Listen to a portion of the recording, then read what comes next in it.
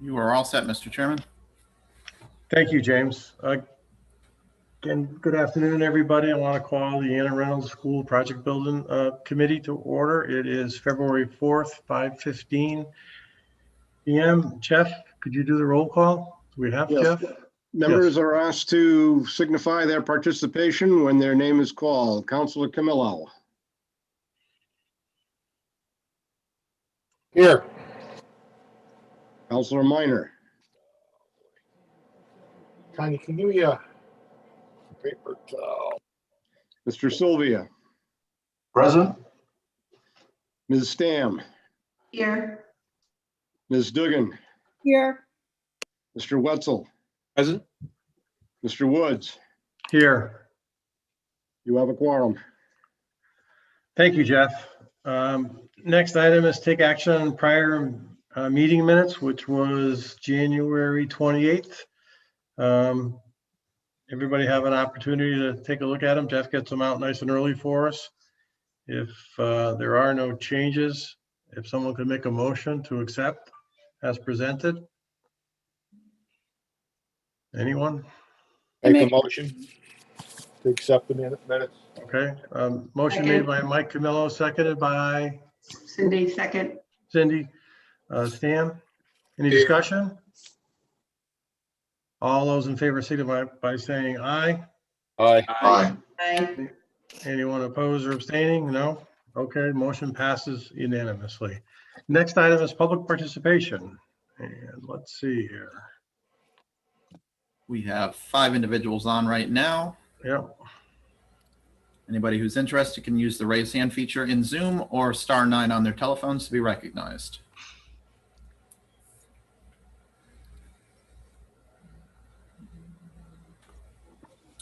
This time, I do not see anybody looking to be recognized, Mr. Chairman. Okay, thank you, James. We will move on then. And next item we have is 5 is select 4 firms for project architectural interviews. So as most of you know, we took the list of 7 that we narrowed down from 16 yesterday, and we did a marathon interviewing process. Started at 8 o'clock in the morning for just kind of a quick chat, and then started the interviews at 8:30. I know a lot of you were in the attendees, so you got to listen. So hopefully you were able to stay in with most of it. I checked throughout the day, and again, most of you were in and out, but and some stayed in through the whole thing. They were, I think, pretty enlightening for me, anyways, on the firms, and it was clear that while all firms, again, and we've said this all along, even back to the 16, all firms are capable of doing this project. But when we talked to the 7, it was at least clear to me there was 2 or 3 firms that really stood out, that they've kind of done their homework already, have a real interest in Anna Reynolds itself as a project, and want to work with this committee, the town, the Board of Education, to move it through. We have narrowed it down from a list of 7 to a list of 4, and this is in no order of priority, but it's DRA, Castle Booze, Ken Borison, and Tecton. Those are the 4 that the committee put through. 3 are, I would say, hard, fast yeses from Michael and myself. The 4th being DRA. Both Michael and myself are on the fence. I actually had the opportunity to talk to Mike this afternoon before the meeting, and we have between DRA and Jeter, Cook, and Jepson. That was the balance we were trying to do. DRA seemed to win out yesterday, and then talking to Mike today, we both probably are a little bit more comfortable moving JCJ forward instead of DRA. We just think in the end they really did perform a little bit better through that interview process, have more of an intimate knowledge of the town, its workings, and some past experience. So I want to open it up. Actually, at first I'll turn it over to Chuck, let him give you a little bit of an overview of what he saw and picked up on yesterday, as well as Maureen and Lou Giacomowitz, if he wants to chime in. They were all obviously part of the meeting. Chuck? Yeah, thanks, Steve. Chuck Warrington with Colliers. Yeah, I think the process, having looked at it and being suggested another step in your process, I'm hoping and thinking that it was a good idea to do what we did, to do these preliminary interviews. I hope the committee feels the same way, at least those who viewed the video or who were in attendance yesterday during those, to allow you, most importantly, to get an introduction to the firms and hear from them, quote unquote, in person, virtually, hear their ideas verbally. We can read their qualification statements and look at the pictures and the resumes, but really, I think having that opportunity for you to speak with the firms, I think has been beneficial, at least I hope. As Steve said, there's a couple of firms and we had talked with all of them the day before and just met and gave them all kind of a brief overview just to get them all familiar, so that if there's any questions, and we basically left it as we want to hear how you do business, what your philosophies, what they know about the project, and we left it somewhat the scope a little bit wide on it in the discussions and see what they came with. And it was, as Steve alluded to, interesting who did, I'll say, more homework than others. Some were really interested. They found the videos online for Anna Reynolds that Jason Smith put and his team put together, which was great. That really said a lot. Looking at the Facebook page and meeting minutes, anything online that you can find, which I think is an indicator of how interested are they. I mean, they're all interested. Don't let me understate that, but some a little bit more maybe.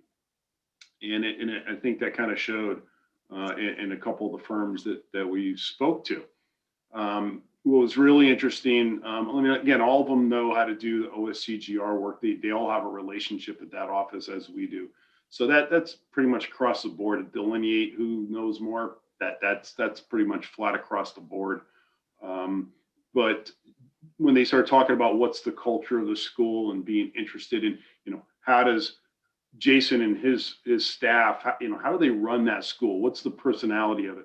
Some of them are very interested in that, not only just renovating your building, Anna Reynolds, but enhancing it and going beyond the educational specification, of course, within the budget, and not just going, okay, you gave us a program, here's a floor plan, we're going to renew it, put new paint on the walls, new AV, ceilings, lights. Some of them are really interested in going, how can we help you improve this and bring a new vision to it that the Board of Ed and the town of Newington would be happy with. And I think that was refreshing to hear. And that's what you're paying for, is to bring these ideas for that. So yeah, I think we got a lot of good feedback, a lot of great ideas from these firms. We didn't allow them to do any presentations. We just wanted to have a conversation. I hope that was effective to keep it focused. Yeah, and you came up with those 4 or 5 firms to consider, and I think whichever way you go, you're gonna get a great design and a great team. Thanks, Chuck. Maureen, is there anything that you would like to add? Just to concur that the process was excellent. The firms were clear on the guidelines, and we, Chuck and John kept a good timeline going.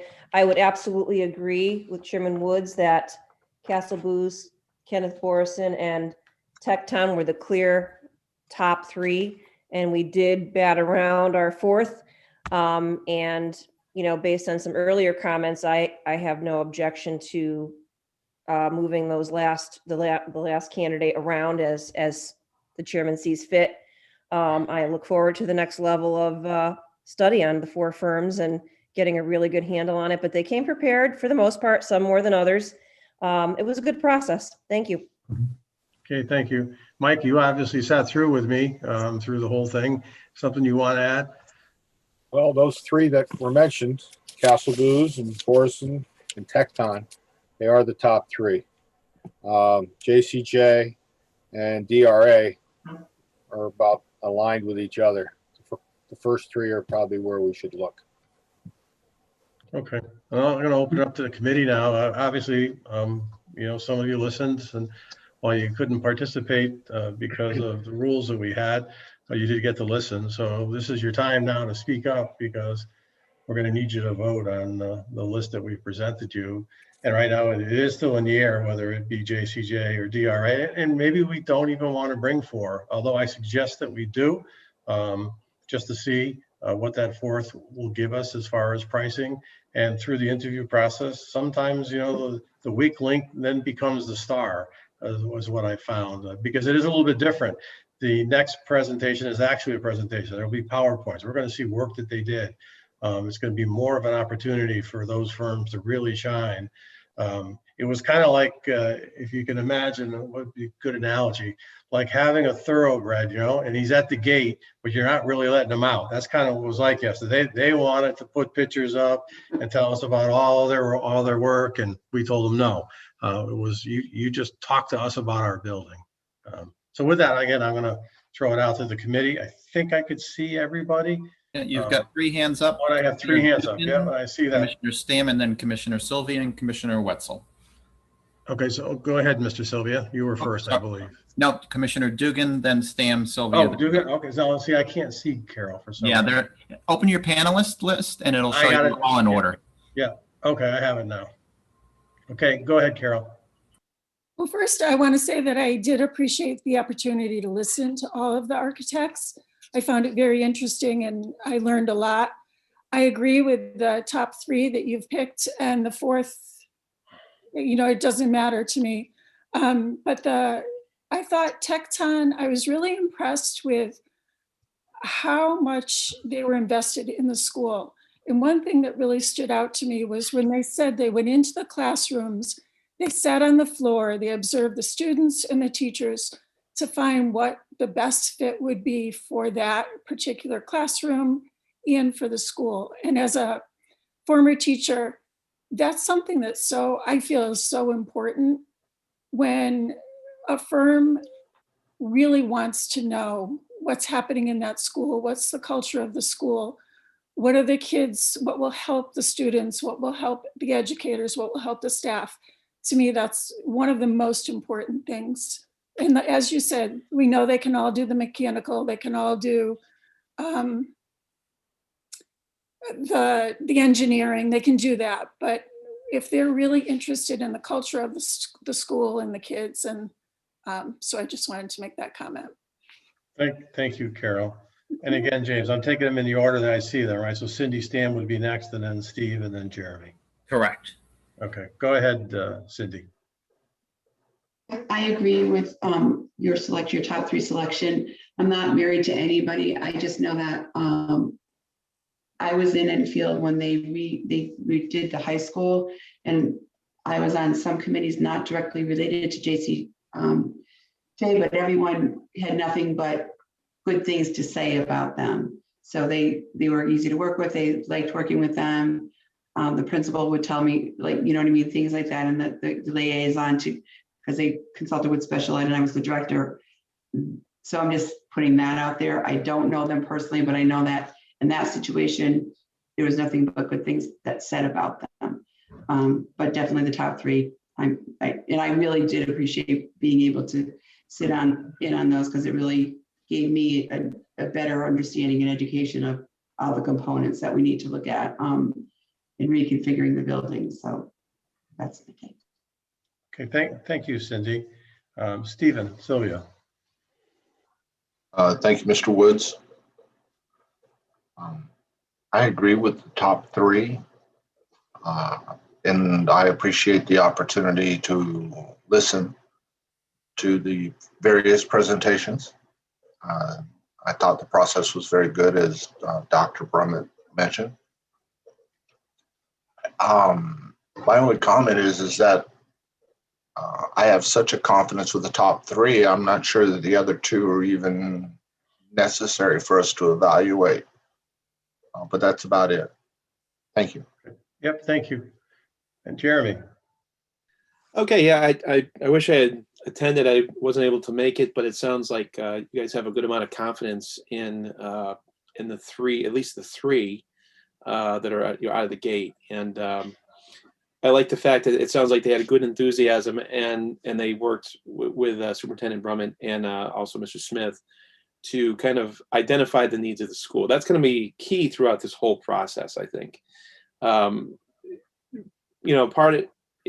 The public knows only so much based on the videos. I think everybody knows the roof is a problem. We know that the big ticket items, but it's good to, it sounds like these guys are going to get down to the minute details, which is really important to the day-to-day functionality of the school. And working with Mr. Smith and even some of the teachers, I'm sure, hopefully they're involved, to see exactly what's going to make them be able to teach our kids better in a safe environment, secure entry. Hopefully they're designing that in. I've been harping on that. And of course, with IT being what it is nowadays, hopefully we never have another COVID-2 again, but I really think it's something that we have to consider going forward as we approach this. So yeah, it has to be grassroots. And I'm glad that you guys got a good feeling from at least three, if not four of these guys. Thank you. And I don't see anybody else's hand up. So, yeah, I mean, obviously, I think we're in pretty much agreement. I guess the only question is right now, do we bring the fourth in? My recommendation is that yes, we do. And again, I think it should be JCJ over DRA. I just think they performed a little bit better in the end. And it's kind of where I was in the beginning. And then Mike had, I believe, had DRA, and we went back and forth. I think I was so impressed with Tecton and Ken Borson that I almost didn't really care. I think it's theirs to lose right now. Although, and again, I've seen it happen before, when the actual full blown interviews happen, it could be different, because now it's, a panel of 7 and they're going to have 45 minutes and a lot more time to really dive into our school and about themselves. And at that point, when we see them, they're already going to have ideas of what they can do, albeit very preliminary, but they'll have some ideas. So I'm just going to throw this out there. I would accept a motion to move forward Castle Booze, Ken Borson, JCJ, and Tecton to go out for an RFP, a request for pricing, and a full interview process with that. If nobody has motion. I'll make a motion to move those forward. So Mike Camillo, move that motion forward. Is there a second? I second. Seconded by Chris Minor, I believe was the first voice I heard. Any discussion? Just a confirmation on the 4. That's all I would like to hear. Castle Booze, Ken Borson, Architects, JCJ Architects, and Tecton. Thank you. Okay. If there is no more discussion, all those in favor signify by saying aye. Aye. Aye. Okay, anyone opposed? Motion passes unanimously. Thank you very much, guys. Great work. I think we're keeping this project moving forward. We will have an architect selected, hopefully within the next few weeks, to put in front of the council to start the arrangements for contracts. I guess before we move on, Chuck, is there anything else we need to discuss while we're in here? Yes, Steve. So the next step is the formal request for proposal, and we've been kind of focused on this group. John Copus and myself, we've been starting to draft the actual the RFP, if you will. And we'll certainly need, maybe we should talk about the timeline to get to the interviews. But before we do that, we'd want to get a review and approval of the RFP from the committee so we can formally issue it to the 4 firms that you've just selected. We have it drafted and just about ready to go. Your next regular meeting, I believe, is the 18th of February. we could have it ready and distributed to your committee by next Tuesday, and if possible, do a special meeting just to approve the RFP, so that we can distribute it by the 12th. And then I guess it's really a question of how fast you want to move. I mean, we could wait till the 18th and then interview on, say, March 4th. Or if you want to, kick it up a week, it's really up to your committee, how quickly you want to move to get to the interviews. I recommend at least 2 to 3 weeks to let them prepare. And we'll reach out to them and start, sharing more in-depth information, existing floor plans, et cetera, with the teams.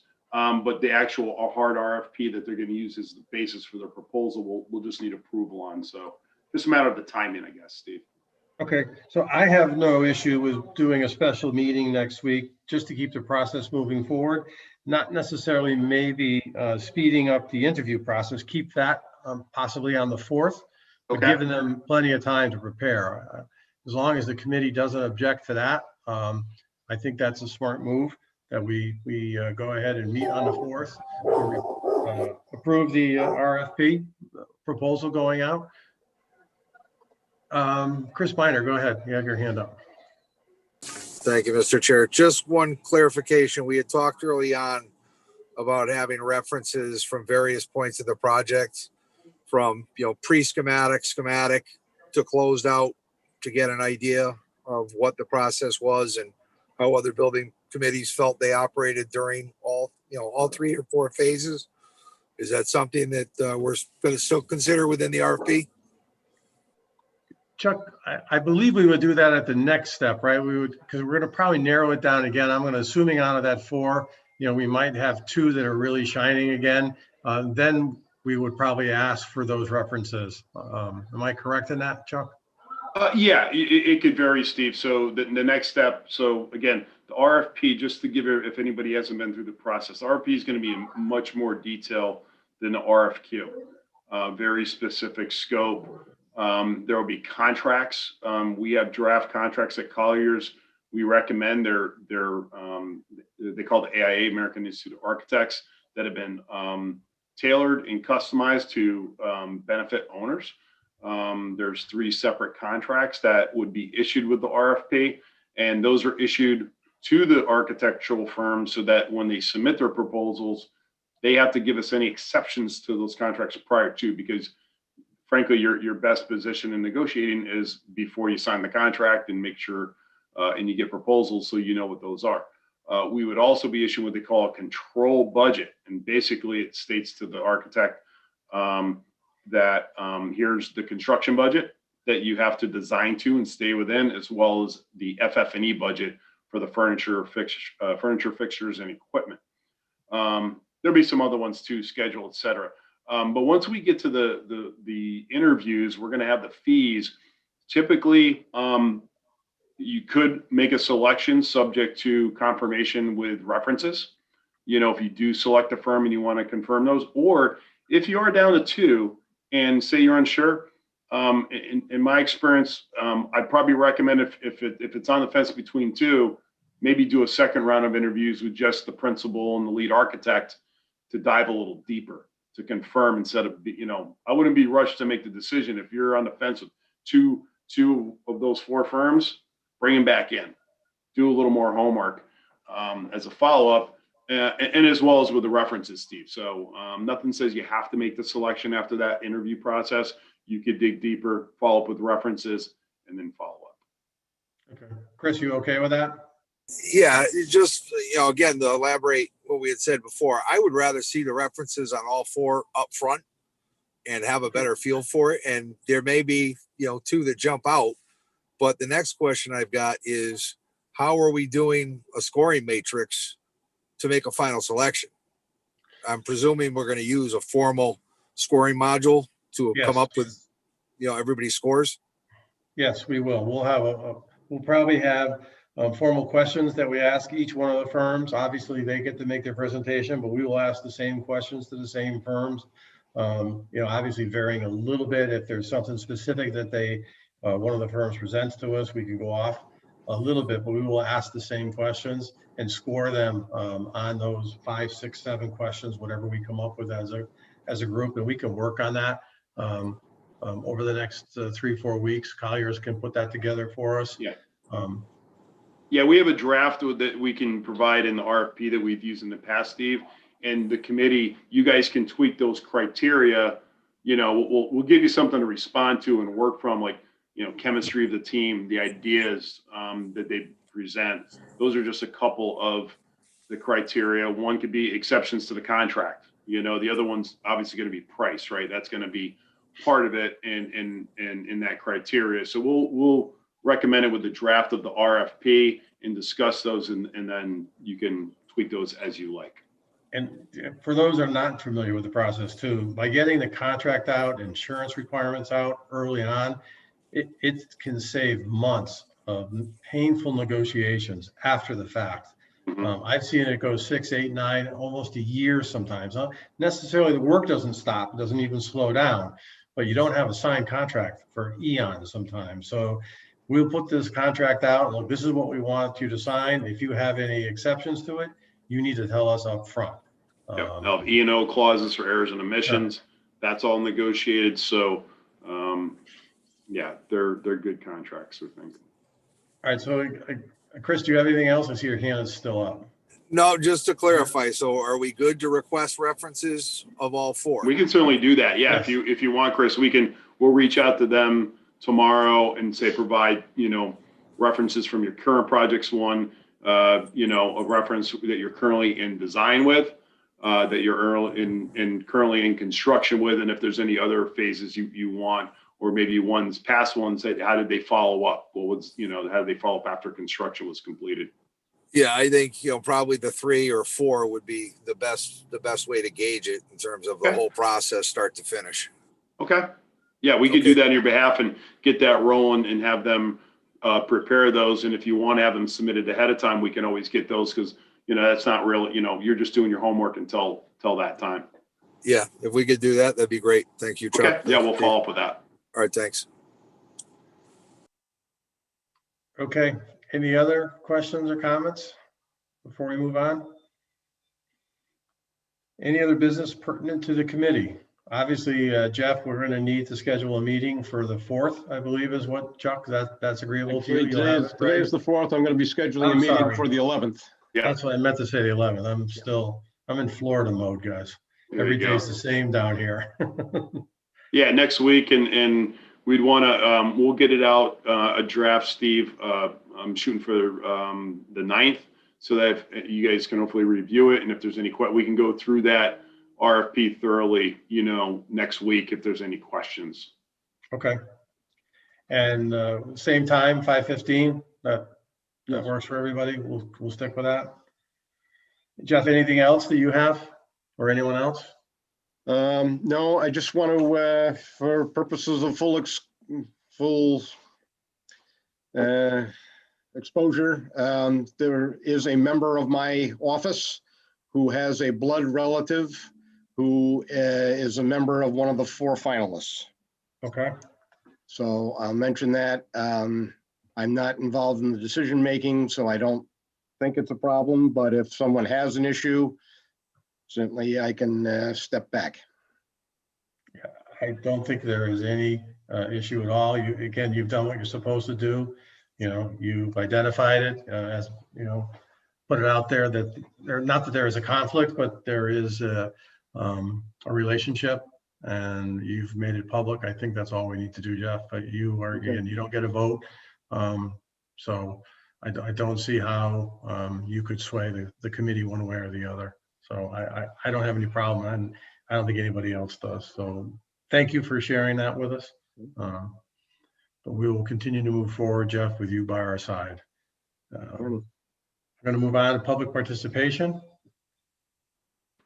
Gotta switch over. If you would like, you need to raise your hand. I guess, what is it, *9, and raise your hand to be recognized. Yep, *9, or using the participants window and the raise hand feature. So I think we just have listeners. Yeah, I think so. Yeah. Okay. Comments by members?